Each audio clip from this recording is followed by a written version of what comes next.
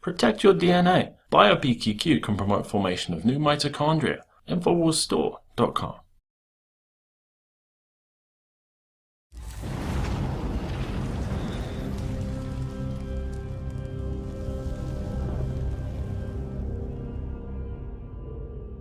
My personal emails are my personal business. Hillary Clinton, the institutionalized politician and tool of the banking elite, refuses to back down from pure common sense and stop the careening train wreck that is her Democratic presidential campaign. You were in charge of it. You were the official in charge. Did you wipe the server?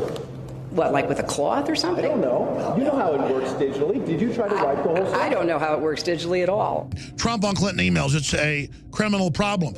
So there becomes a point where whether Trump's good or bad, what he's doing is, as the #1 media person in the country now, getting all this attention, he is destroying Hillary Clinton. Putting it over the top as all this comes out and then giving everybody cover to go after her. Because if you individually go after them, they come after you. But if everybody goes after them, they can be destroyed. And then that scares all the other crooks to not be so arrogant. It has now come to light that 2 of Hillary's top aides allegedly violated 2 national security laws by engaging in the transmission of classified information on a private email server. 18 USC Section 1924 outlaws the unauthorized removal and storage of classified information. Penalties may include fines and imprisonment of up to 1 year. In March, Army General David Patraeus was sentenced to 2 years probation and a $40,000 fine for violating this very statute after providing classified documents to his biographer, Paula Broadwell. 18 U.S. Code Section 793 covers national defense information and people who misuse it to injure the United States or benefit a foreign power.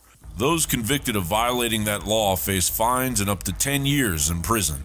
The Washington Free Beacon reports additionally the 2 Clinton aides, Huma Abedin and Cheryl Mills, disregarded a federal judge's order this month requiring both to make sworn statements to the court that all government documents in their possession will be returned to federal officials, said Chris Farrell, Director of Investigations for Judicial Watch. Hillary's staff would have us all believe this is simply an administrative mishap, regardless of the fact that her BlackBerry and private computer equipment weren't issued by the State Department, as she was acting as the Secretary of State of the United States of America. CNET senior editor Dan Ackerman explained, anytime you're bringing your own equipment and using it for work purposes, it's not as secure as something that's actually issued by the company, i.e. the State Department. Because they take those laptops, for example, and they pre-configure them, they put their own software on them, tracking software, update software, and they distribute them. Jeffery Sterling, a former CIA agent, was sentenced to 42 months in prison for leaking classified information to New York Times reporter James Risen in 2003.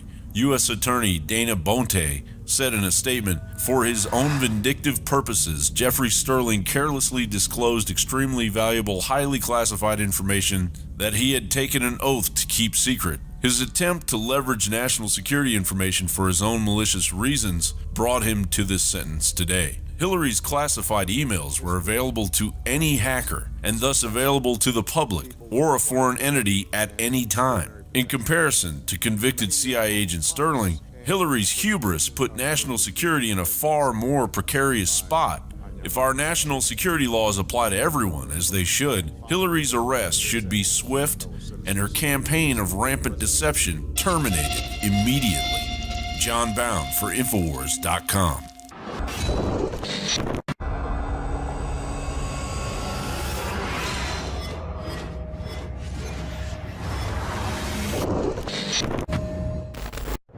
I'm running for president. Everyday Americans need a champion, and I want to be that champion. I'm hitting the road to earn your vote, and I hope you'll join me on this journey.